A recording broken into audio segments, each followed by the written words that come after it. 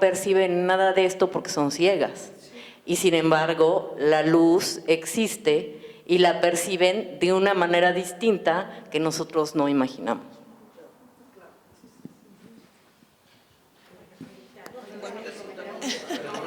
Bueno.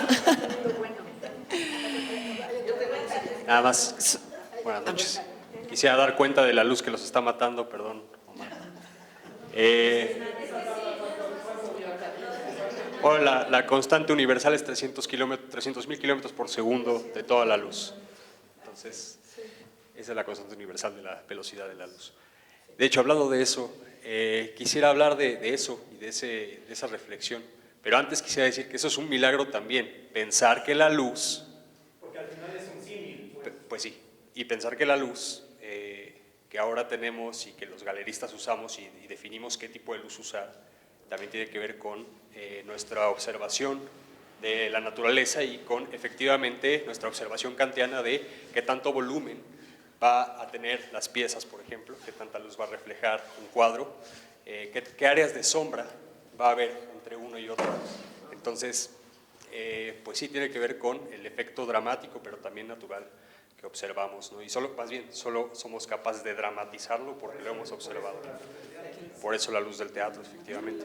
Pero quería preguntarles, o bueno, meterla en la reflexión en este excelente panel, y que normalmente no tenemos científicas, filósofas, fotógrafas, de esta maravilla del pensamiento humano que hace ya más de 100 años.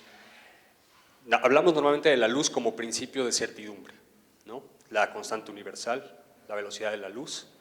Hablamos de la luz que ilumina el pensamiento, etcétera.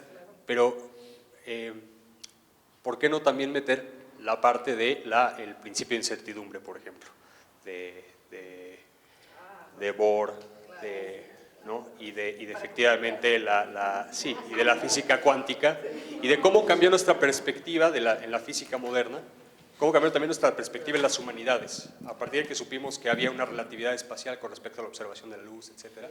Cómo eso nos mete también en las humanidades y en el ámbito creativo en una dificultad en tanto a nociones como representación, porque durante todo el siglo XIX hablábamos de el arte que representa, etcétera, que representa, y a partir de las reflexiones de Einstein y otros, llegamos a la conclusión de que el arte tal vez no debía representar, tal vez debía decir cosas.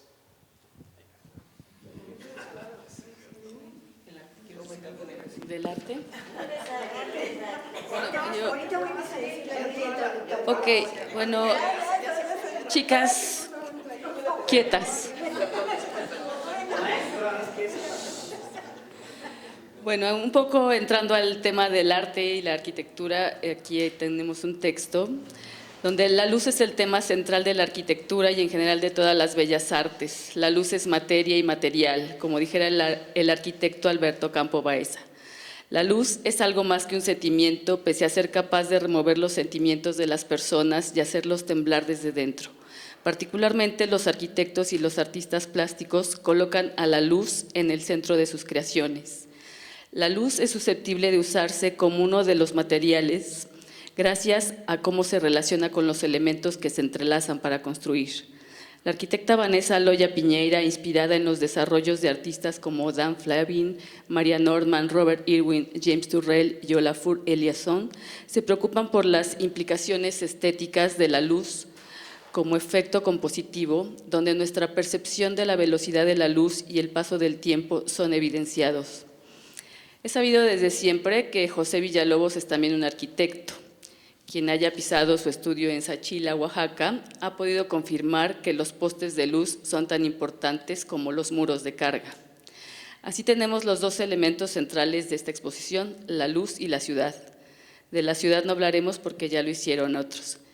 Quiero compartir con ustedes lo que me ha significado interactuar con los cuadros del maestro Villalobos, con base en la luz. Por ejemplo, como bien lo sabían Bernini y Le Corbusier, la combinación adecuada de diferentes tipos de luz tiene posibilidades infinitas. No sé si para las doctoras exista una sola luz, pero para los pintores, arquitectos, fotógrafos, grabadores y los artistas en general, la gama es ilimitada. Así comenzamos con un diálogo o canto entre luces y luces. Pero por supuesto, los contrarios son más atractivos. Hay un adagio que dice: la sombra es a la luz lo que el silencio a la música. En la obra de José percibimos música emanada de este diálogo entre luces y sombras. Por ejemplo, en el cuadro La luz y la ciudad, nos podemos perder por pasadizos ocultos, por puertas abiertas y cerradas, con luz que nos llama a adentrarnos a espacios fulgurantes, o en Elogio de la sombra, en el que éstas dan una forma a una sinfonía de silencios en contrapelo de la cotidianidad de la urbe y su ensordecedor movimiento rutinario, o el silencio de la urbe que descansa en los grises pasajes de su propio sueño. Sin embargo, nada en esta muestra implicaría una distopía. La luz se entroniza en la ciudad y emite señales fulgentes. Se camina de la noche al día, radiante, soleado. Los nuevos escenarios irradian y dan forma a una nueva narrativa, más humana, en la que se levanta la centralidad de la luz del artista como una fotosíntesis que alimenta la ciudad. La luz provoca gozo, bienestar emocional y vida.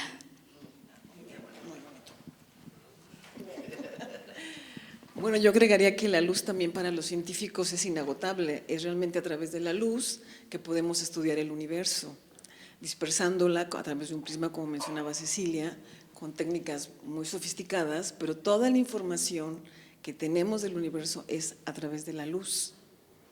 Entonces, es también una fuente inagotable de información.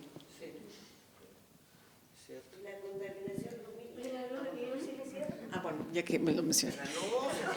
El tema de la luz, o sea… No, es que a mí me entra un poquito de ruido porque cuando el compañero creo que se queja de esta luz, pero que la tiene enfrente se puede mover, ¿no? A mí en lo personal, o sea, yo entiendo lo de la contaminación visual porque soy de la Ciudad de México, Sí. y es espantoso, nunca puedes ver nada, ¿no? Pero también creo que no hay que satanizar todo lo que es humano, ¿no? O sea, la invención de la energía eléctrica nos transformó a todos. Sí, no, yo lo decía. Y en la naturaleza también existe la bioluminiscencia en dinoflagelados, en las luciérnagas, o sea… Sí, no, yo me Perdón. refiero un poco como a dónde está la poesía de esta luz también. Yo me imagino que la primera gente que vio cuando Edison conectó sus lámparas debe haber sido maravilloso. No, claro, sin luz nuestra vida cotidiana sería muy diferente, ¿no? Pero el tema es que en las ciudades la mala iluminación, que ilumina hacia arriba en vez de hacia abajo o a la vez, impide ver el cielo nocturno. Entonces, es un hecho que la gente que vive en las ciudades no puede ver el cielo nocturno, no puede ver la Vía Láctea, y como la mayoría de la gente vive en las ciudades, es un problema a nivel mundial. Y hay mucha gente que no puede viajar fuera de las ciudades y entonces se pierde del espectáculo que es el cielo nocturno. Y de hecho es una inquietud de la comunidad desde hace muchos años, y el cielo nocturno se ha declarado por la UNESCO como un patrimonio cultural que debe conservarse y debe debe promoverse que se conserve, ¿no? Y hay iniciativas, o sea, es que en algunas ciudades ha habido proyectos en hacer luminarias eficientes que solo iluminan hacia abajo, y es increíble el cambio. Y eso es importante porque también es un problema de energía, o sea, toda la luz que se va al cielo es un desperdicio energético. Entonces, en algunas ciudades el enfoque ha sido más de tipo económico que de otro tipo, pero es válido y es muy importante, y es lo que tú decías, o sea, no hay que satanizarla. Es sanitizar tampoco.